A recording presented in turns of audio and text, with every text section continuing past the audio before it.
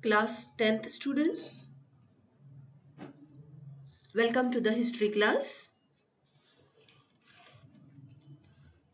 This is your Pooja teacher, and today again we are back to the same content of heritage management. Today we proceed further with 9.4, that is about encyclopedias. Till now, as you all know, that we have completed with 9.1, learning about the sources of history, their conservation and preservation. In 9.2, we have studied some famous museums. In 9.3, you have taken much more information about libraries and archives. And today, we'll begin with a new topic. That topic is about encyclopedias. So students, have you ever heard the word encyclopedia? What thought is coming to your mind? What is it? What are those encyclopedias? Yes?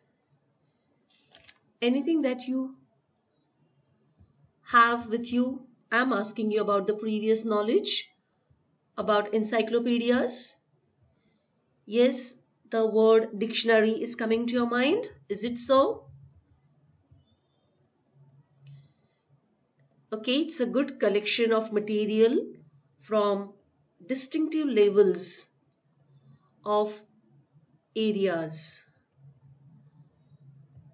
Okay, so in this particular 9.4 unit, we are going to study something more about encyclopedias, because as we have reached to the end part of history learning, moreover, as we are dealing with the topic of heritage management, encyclopedias are considered to be the treasure of one's country. Okay, so the text content on your screen, as you could see there. So here we begin with 9.4, encyclopedias.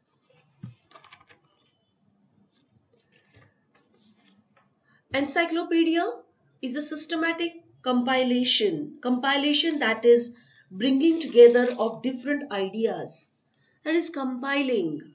Okay, so encyclopedia is a systematic compilation of information or knowledge of various topics. The information of knowledge in encyclopedia is arranged with a specific method. Organizing available knowledge and making it accessible is the main objective of encyclopedias. So students, please take note. Encyclopedias are nothing but an inspiration to gain and spread knowledge, motivates either individuals or a group of people to create encyclopedias. So students, encyclopedias are looked upon as outstanding achievements of a society. It is the manifestation of the collective intellectual and creativity of a society. Moreover, students, something more about encyclopedia, that yes, encyclopedia and history as academic exercises put stress on objectivity. Encyclopedias published in various countries and in various languages may differ in their approach because of different priorities. So students, again with the same enthusiasm, here we take a start with the benefits of encyclopedia. Yes, I hope you all have pencil in your hand and you are sitting with your own textbook. If so, you can do the markings, and if you are only glued to the screen, then it is not possible. Okay, fine, whatever. But here I take a start with the benefits of encyclopedia. Encyclopedias make vast volume of knowledge accessible, that is available to readers. It can help in satisfying their curiosity. Encyclopedias provide fundamental information on any topic. Please take note. Fundamental information, that is very important information on any topic in order to understand it properly. Thus, the reader gets motivated to read extensively. Students, please take note. If you're very much fond of reading more and more, then definitely you are a very good person. If you have that passion of reading more and more books, it's continuously you feel like adding something to your knowledge. So reading is a very good habit. So students, something about encyclopedias, that as these encyclopedias are full of knowledge, as I used the word the treasure of knowledge, it keeps on motivating the readers to read it extensively. So encyclopedias make the existing knowledge easily accessible to scholars and researchers, and also highlight the research areas which have not yet received enough attention. So students, as you go on pursuing higher education, okay, so there you will feel that some references are available in the encyclopedias, and then you will go in search of those encyclopedias in those libraries. Okay, so right now there is a tremendous need of the country that more and more scholars and researchers should come forward, and they should highlight the research areas. They should read the encyclopedias, else they are just like closed books in those libraries. Therefore, students, the need of the time is that enough attention is needed for the students to please go and open those encyclopedias and read it. Encyclopedias are indicators of the state of cultural ripeness of a society. So students, encyclopedias, they do tell you about to what extent the culture, the culture of the civilizations means the human settlements, have reached up till now. So you will have the complete record from the times immemorial, and to get to know the ripeness of culture means to what extent the culture have had been developed since era. So yes, some people are very much curious to know about the chronology of the cultural happenings, time to time, how it went on changing as per the need of the time, and so on. So all these related ideas are available in the encyclopedias. Moreover, students, as I read from your text, the intellectual and cultural need of a society determine what kind of encyclopedic literature would be created. So students, till now something that we have discussed about benefits of encyclopedia. So just mark, yes, from the beginning line, don't take the beginning line, take from top fourth line. Number 1, encyclopedias provide fundamental information on any topic in order to understand it properly. So this is the first benefit, you can mark it. The second benefit is, just come 2 lines below. Encyclopedias make the existing knowledge easily accessible to scholars and researchers, and also highlight the research areas which have not yet received enough attention. So here you complete with the second benefit. And the third benefit is, encyclopedia. Just continue on the same line. That is benefit number 3. Encyclopedias are indicators of the state of cultural ripeness of a society. So this is the third point. Okay.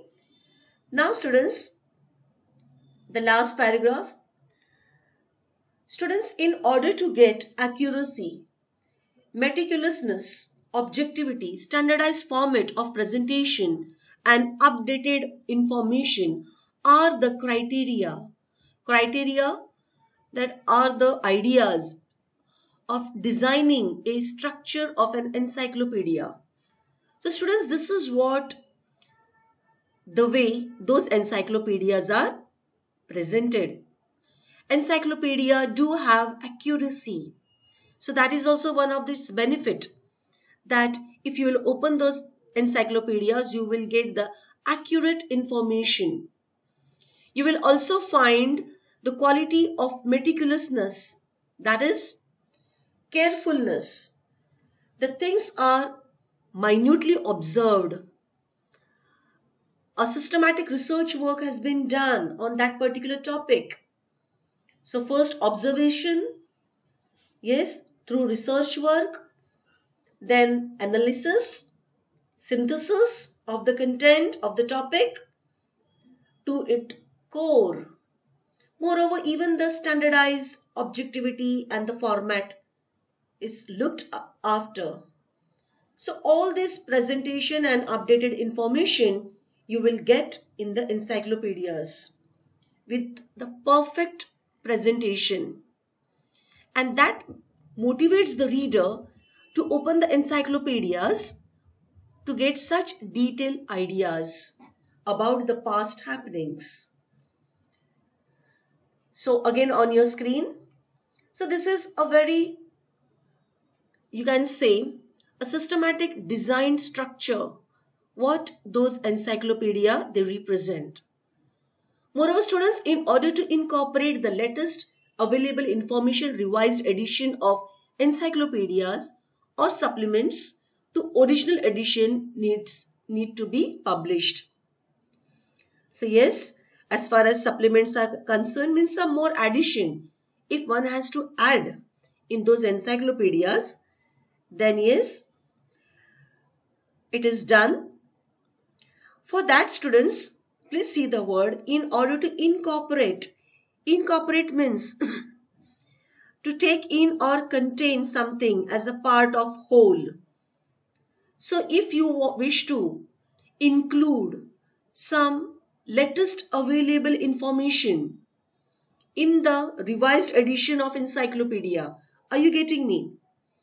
Or if you wish to add one supplement, that is some additional information to the original edition, means some new information to the original edition which has to be published. So yes, you need to develop your accuracy, you need to develop the quality of carefulness, and you also need to bring more and more objectivity, standardized format to present yourself. Okay, this is how you can participate in writing those encyclopedias or adding your content in the encyclopedia. Till here, is it clear? Now student, encyclopedias are arranged either in alphabetical order or according to the order of topics. Yes, students, you all are used to read the dictionaries. You know how to handle the dictionary. Okay, if you are searching for one word, you need not go on turning page to page. But yes, those alphabets will help you to reach the right page and to search the exact word you are searching for. Am I correct? So in the same manner, even encyclopedias are arranged systematically, alphabet wise, A, B, C, D, E, F, G up to Z, and then you can pick up. Sometimes the orders are put in the right chronology of its happening. So under such circumstances, the investigation of those evidences become very easy to get it. Okay. Now students, The type of order is decided by keeping the convenience of readers in mind and the ease of accessibility to the information. Students, yes, these days when we speak about the value of the time, then time is very precious. Time is flying by. And as we always suffer time problem, and if we are in need of any particular information, that information should be easily accessible. These days in the world of internet, yes, just switch on to the Google and you will find the information scrolling down one after the other. So this is what we call the ease of accessibility to the information. Moreover, students, what about the index? Yes, an index at the end of the encyclopedia is very convenient in this regard. So you all are very much used to making the format of index. You know what is index making. You have sorry, you have index columns in your journals. Teacher must be asking you to make index column before you start writing in your notebooks. So these index columns are very helpful for both, for the teachers and for the students, so that what content is done, what is not done, so you get immediate idea. So students, encyclopedias are very fat books. A very easy language I am using. And in order to get the right page in those fat books, so this index and all is very important. Okay. The encyclopedias can be created either by a single editor or an editorial committee. The articles in the encyclopedia are written by subject experts. Please take note. Mastery over the subject is must. Command over the language is must. Plus authenticity of the content. Authenticity, that is the original. Something that is pure, something that is very true, is the demand of the encyclopedia. So with thorough evidences, thorough proofs, encyclopedia committee is working. Sometimes single or sometimes the entire editorial team is working for that making of one encyclopedia. Moreover, the written content is very much scrutinized by the experts. And now here we move on to the topic of types of encyclopedia. Encyclopedias can be approximately divided into 4 types. Number 1, dictionary. Number 2, comprehensive encyclopedia, that is Vishwakosh. Number 3, encyclopedic, that is Koshadrush, means literature. And number 4, indexes. Okay. Now students, just now I have used the word dictionaries, and you know the dictionaries. Of course, again, fatty collection of pages, you can say, with very minute handwriting, very small miniatures you can call. Yeah? So small handwriting you find in those dictionaries. Why small handwriting, students? Because the content is vast and the book is comparatively very small in size. So in order to accommodate those fonts in that particular book, having hundreds of pages, 200, 300, 400 pages. Therefore, students, dictionary arrange the words in a language in a certain order. So students, there are different languages like only English dictionary, English to Marathi dictionary, Marathi to English dictionary, English to Gujarati dictionary, Gujarati to English dictionary. So this is what the translation is there. Translated dictionaries are available so that people should learn about the accurate language. Moreover, students, these dictionaries are in alphabetical order, and this concept is very common to all now. So it gives meanings of words, synonyms, and etymology.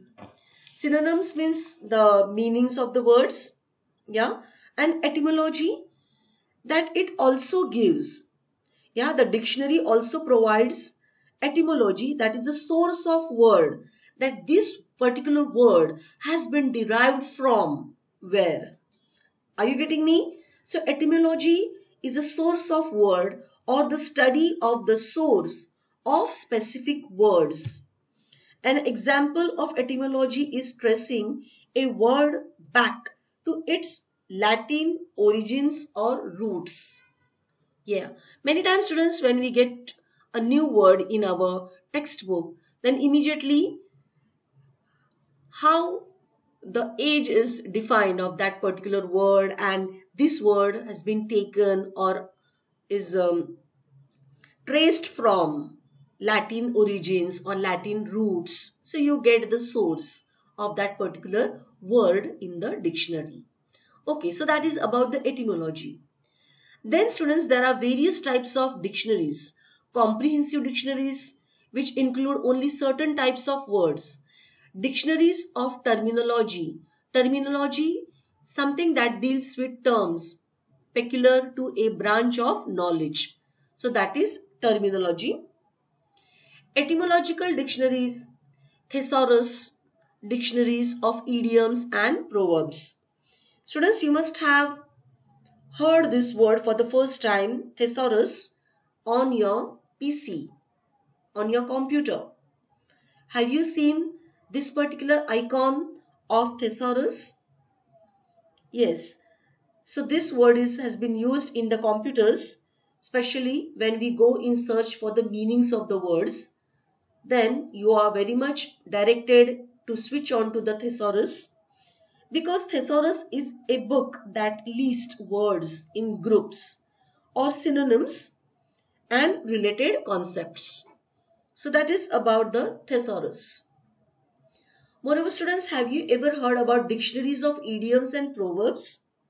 Yes, there are dictionaries of idioms and proverbs. Students, as you know that an idiom is a phrase, saying, or a group of words that has a metamorphical means non-literal meaning, which has become accepted in common usage. So there are estimated to be at least 25,000 idiomatic expressions in the English language. Take note of it. Now students, we move on to the next topic, and that is about comprehensive encyclopedia, Vishwakosh. There are two types of Vishwakosh. Vishwakosh is a Devanagari word. It's a non-English word. Vishwakosh. Vishwa means world and Kosh means treasure. World treasure. That is Vishwakosh. There are two types of Vishwakosh. A. It includes all subjects under the sun. For example, Encyclopedia Britannica, Maharashtriya Jnanakosh, Marathi Vishwakosh, etc. B. It includes comprehensive information on any of the chosen subject. For example, Bharatiya Sanskriti Kosh, Vyam Jnanakosh. So students, come on, let us find what are these comprehensive ideas, encyclopedias about. Yes, comprehensive encyclopedias. This is the English translation, but the original word is Vishwakosh. Okay. Now students, all the subjects which are under the sun here, please take note. Under the sun means a very great number of things or anything at all, complete, which is inclusive of all the subjects in a very great number.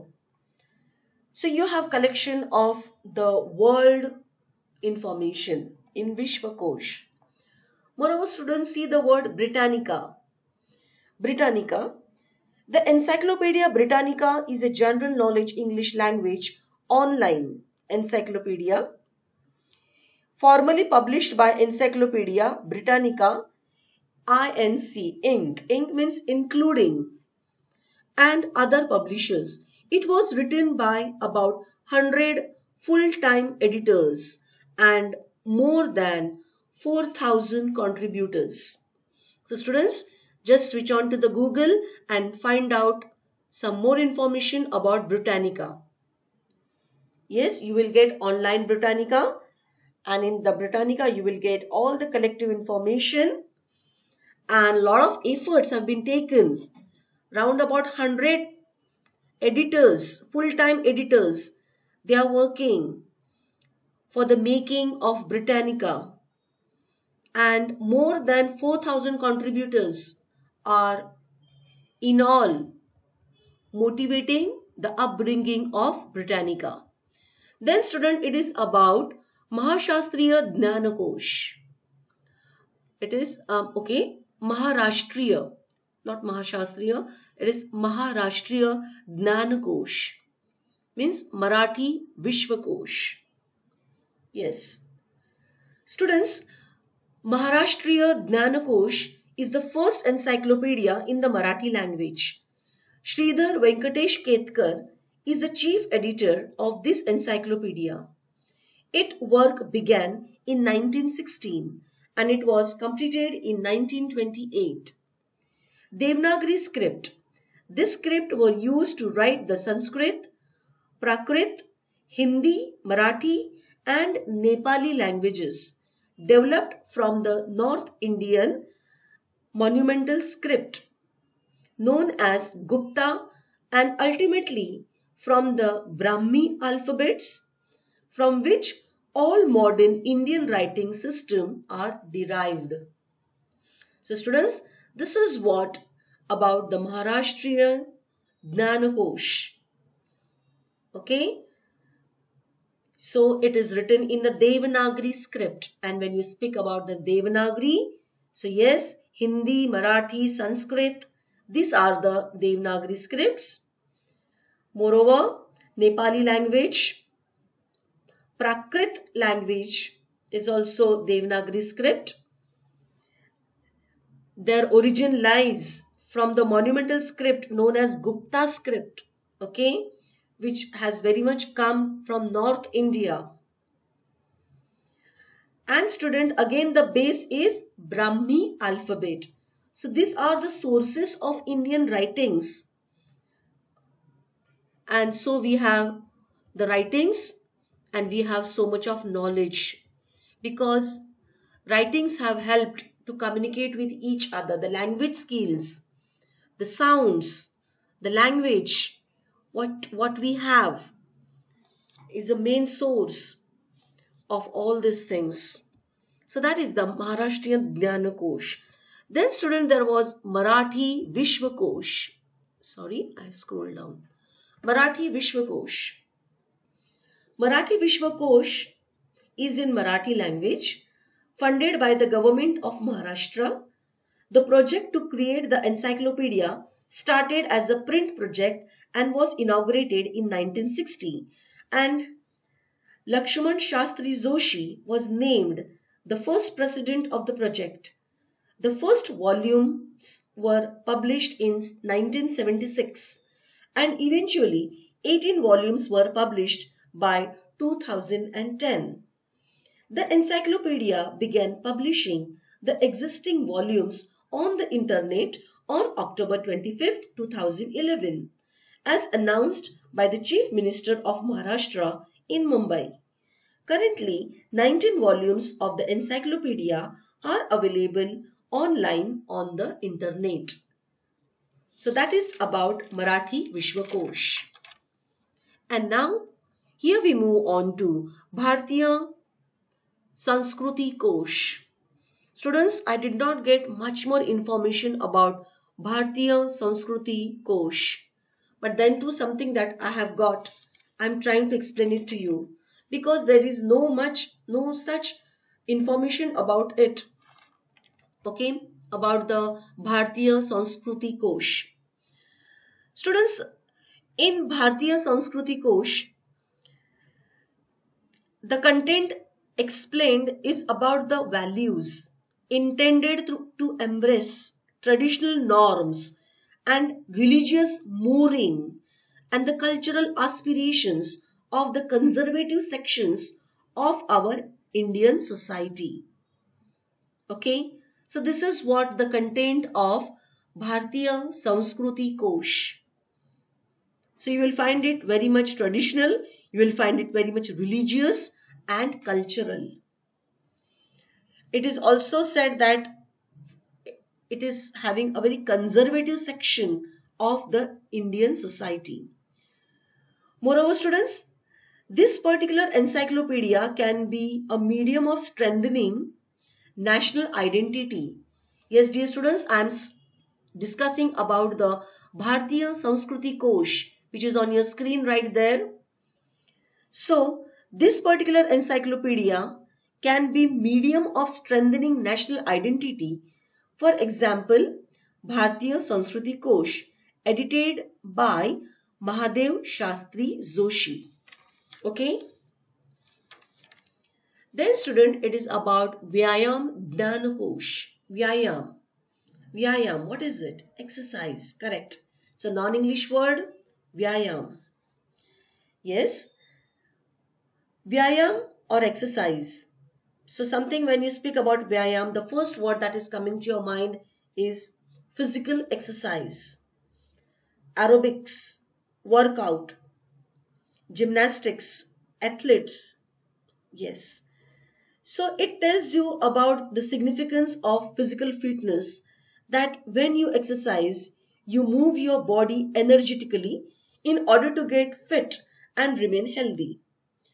Exercise are a series of movements you do in order to get fit or remain healthy. So this is what this collective information, that how important physical fitness is in order to live a healthy life.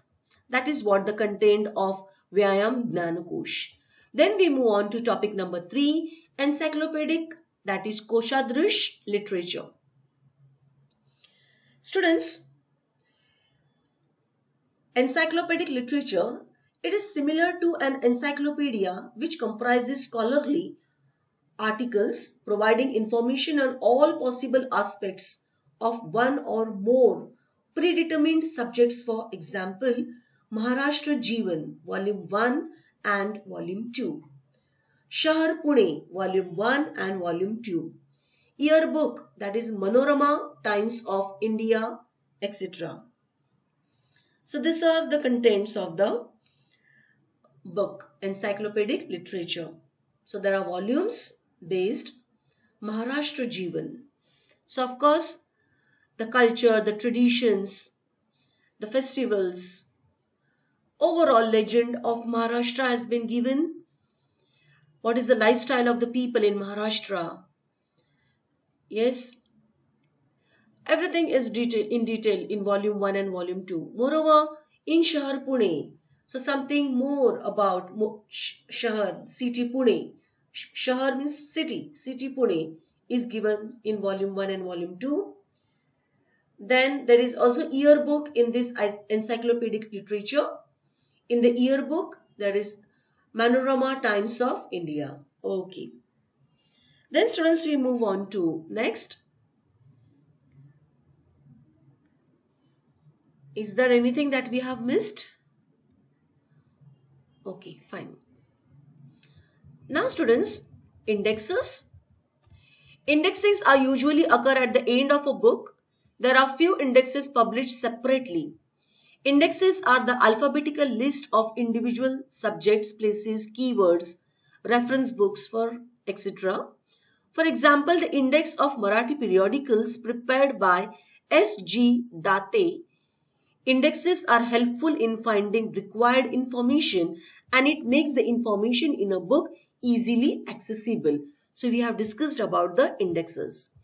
Now we move on to encyclopedia and history. Yes. Encyclopedia and history as academic exercises put stress on objectivity. We have discussed.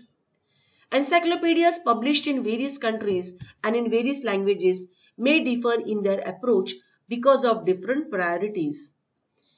Their structures is influenced by national policies, ethical values and ideals.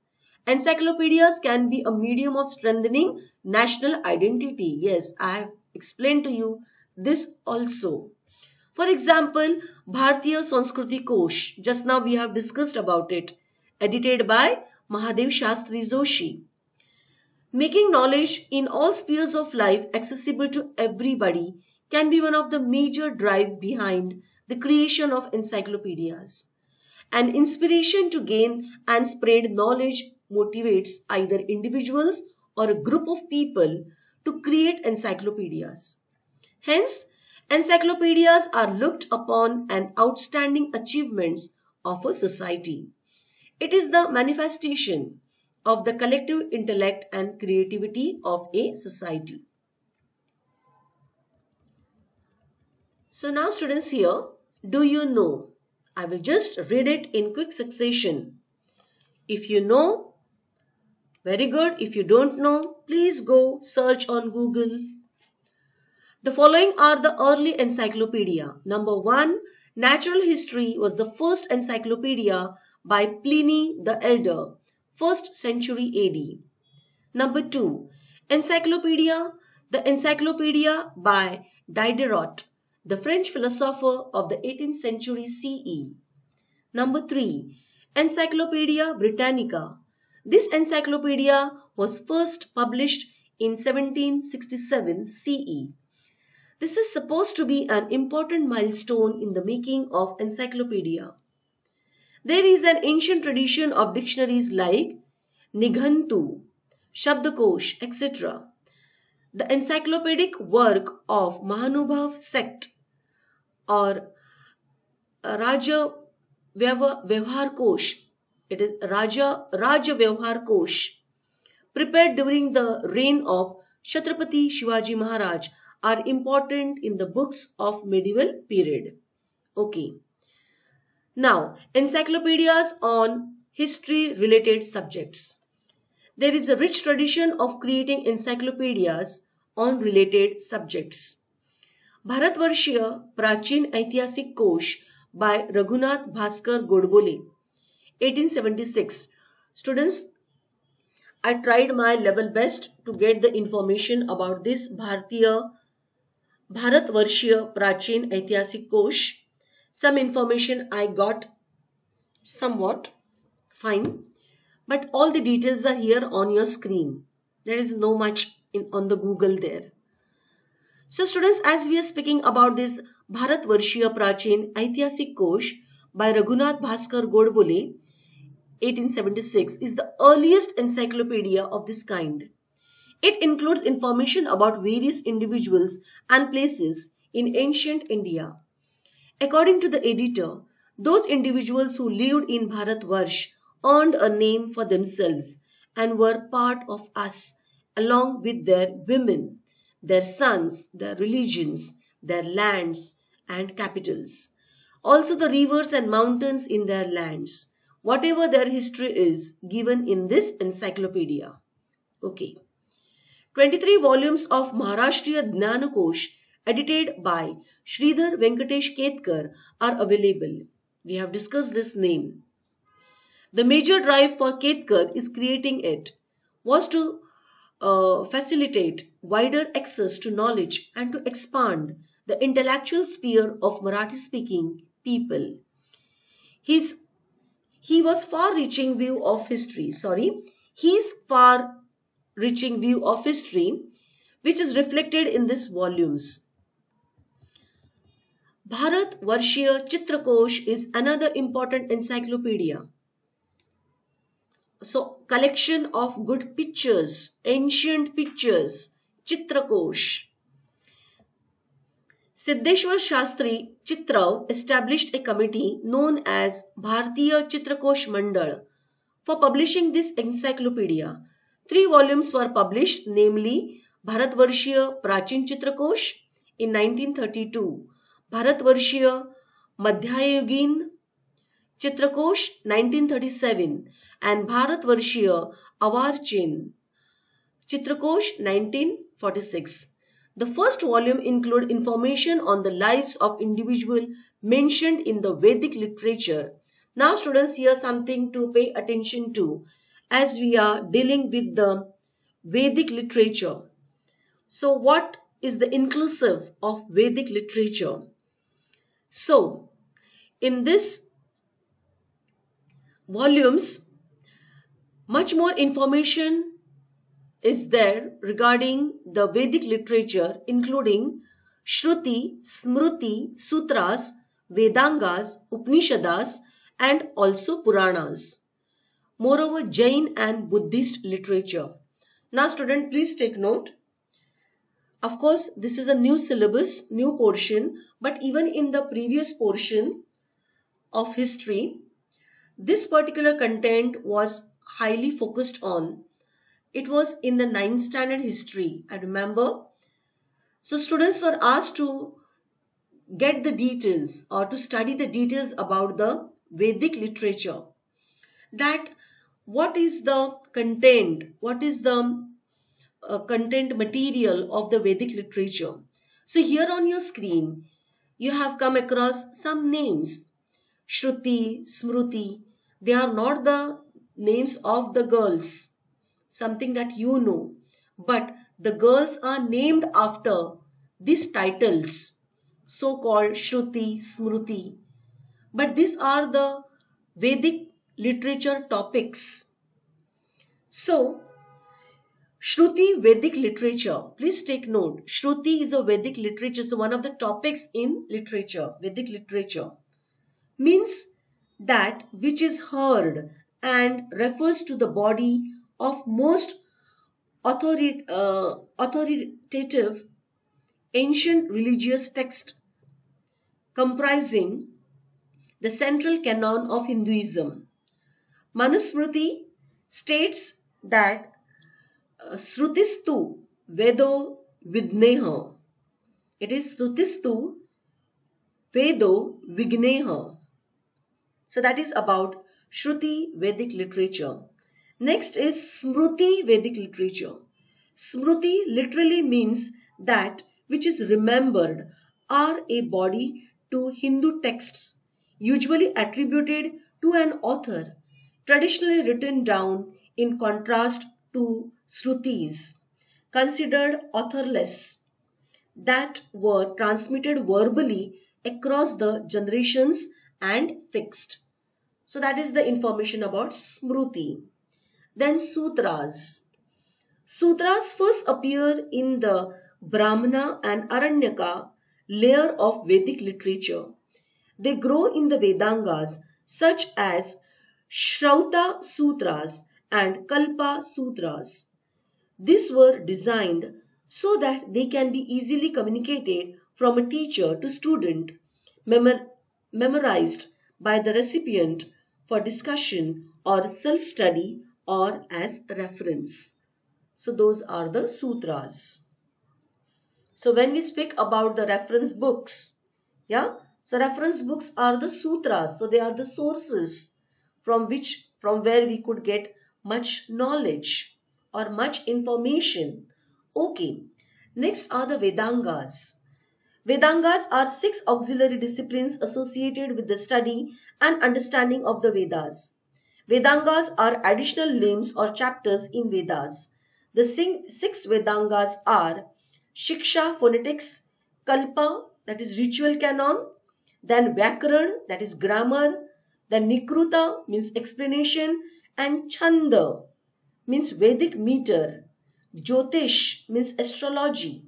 So these are the 6 Vedangas. Please take note.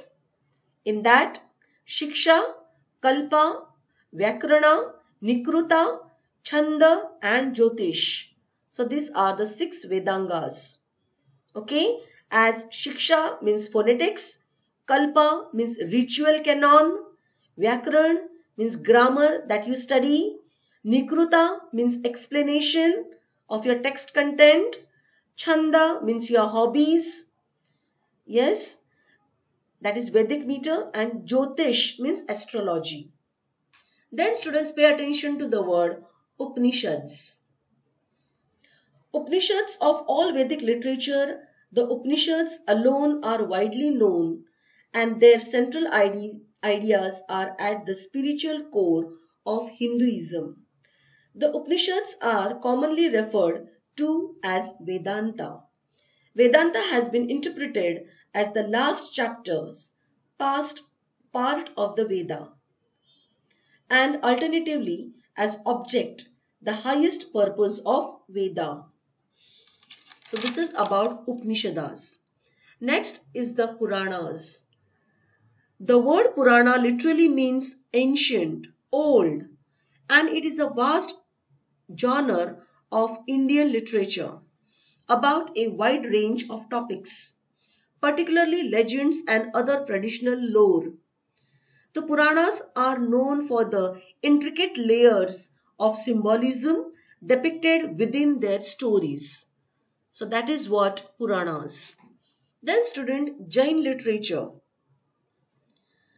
Jain literature, the text containing the teachings of Mahavir, are called the Agamas and are the canonical literature, the scriptures of Shvetambara Jainism. Mahavira's disciples compiled his words into text or sutras and memorized them to pass on to future generation. So that is about the Jain literature. Students, there are main 5 great vows of Jainism, so-called Mahavratas of Jainism. What are these great 5 vows? Number 1, non-violence, that is ahimsa. Number 2, truth, means satya.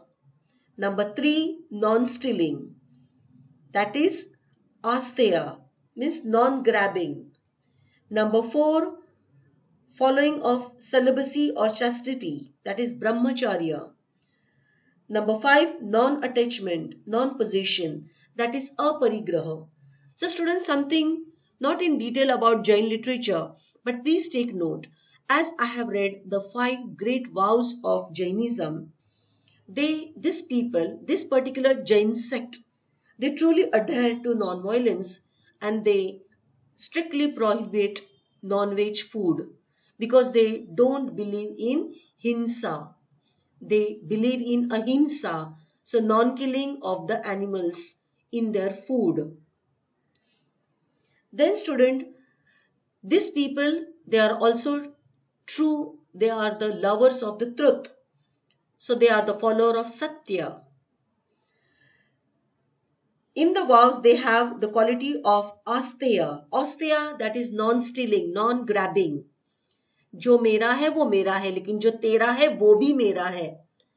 When the people, they work on these norms, when they survive on this thought that something that belongs to you, something that belongs to me is mine, and something that belongs to you is also mine.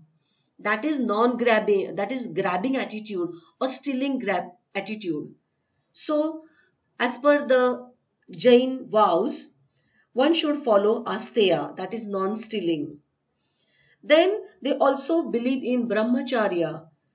Brahmacharya, that is living the life in celibacy, means not getting married and living the life all alone, chanting the name of God. That is brahmacharya, means not to get into the materialistic world. And the last vow is about aparigraha. Aparigraha means non-possession. Throughout the life, people, they do keep on saying, this is my house, this is my bank balance, this is my factory, this is my company, this is my office, this is our land. All these things, when it comes to me, my, I, possessions, these are my possessions. So the value, the great vow of aparigraha will keep the person away from all this greed of life. So all these qualities they have, and they call it as non-attachment with the worldly affairs. Okay, even as far as relations are concerned. That is, so non-attachment. The person should follow all these great 5 vows to live a very happy and peaceful life is only the message conveyed through Jain literature. Next student on your screen is about the Buddhist literature. Yes, Buddhist literature, the first Buddhist texts were initially passed on orally by Buddhist monastics, but were later written down and composed as manuscripts in various Indo-Aryan languages such as Pali, Gandhari and Buddhist hybrid Sanskrit, and collected into various Buddhist canons. Buddhist text can be categorized in a number of ways. So students, yes, even the Buddhism is based on 5 values, and these 5 values are the precepts. The precepts are commitments to abstain from killing living beings. Next, stealing. Then sexual misconduct. Next, lying and intoxication. So students, these are the 5 Buddhist values and they strictly adhere to it. Okay. So Sanskrit Buddhist literature refers to the Buddhist text composed either in classical Sanskrit or in register that has been called Buddhist hybrid Sanskrit. That is also BHS, Buddhist hybrid Sanskrit, or a mixture of the two. Several non-Mahayana Nikayas appear to have kept their canons in Sanskrit, most prominent among which was the Sarvaswata. It is Sarvastivada. Okay. Now students, something more about the beliefs of Buddhism. The basic teaching of Buddha, which are the core to Buddhism, are the universal truth, the 4 noble truths, and the noble eightfold path. Okay, students, we have discussed about the 4 noble truths. Yes, that is how one should live the life of non-killing, non-stealing. It is also in Buddhism. Then to keep away from the sexual misconduct, that is a life of lust, desire. Okay, and always to speak the truth, means to keep oneself away from lying and to keep oneself away from alcohol, drinking habits. So these are the 4 noble truths. Moreover, students, here would like to explain you the noble eightfold path of Buddhism, so-called Ashtanga Marga. Ashtanga Marga is an early summary on the path of the Buddhist practices leading to liberation from samsara, that is materialistic world. The painful cycle of rebirth. The eightfold path consists of 8 practices. Students, I complete with these 8 practices and then I conclude of this session. Okay. So students, what are these Ashtanga Marga? Number 1, the person should have right view. Right view means Samyak Drishti. Samyak means right. Right Drishti means to believe in everything that is very much real, divine, true. Something that is very much of Arya Satya. So that is right view. The second path is right resolve, means Samyak Sankalpa. Students, whenever you make any resolution in your life, resolution means any promise, Sankalpa when you make, it should be very much right. Number 3, right speech. Yes, we all are blessed with the vocabulary power. So see that we should not use harsh or abusive language. That is right speech. Number 4 is the right conduct. That is speaking about the karma. No harmful or lie or deeds. No harmful deeds and lie in your karma. Number 5, right livelihood. That is Samyak Jivika. To earn for the livelihood by pure means. That is the meaning of right livelihood. Number 6 path is right effort. That is Samyak Prayas. Means self efforts to improve. Next, number 7, right mindfulness. Means Samyak Smriti.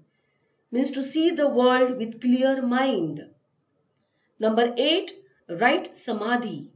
Means Samyak Samadhi. Means to achieve nirvana and to disappear. Students, please take note. Right samadhi means proper meditative absorption or union, and it is also dealing with the concentration. So all these are included in the 8 noble path in Buddhism, so called Ashtanga Marga. Yes. So this is what we have discussed about the content.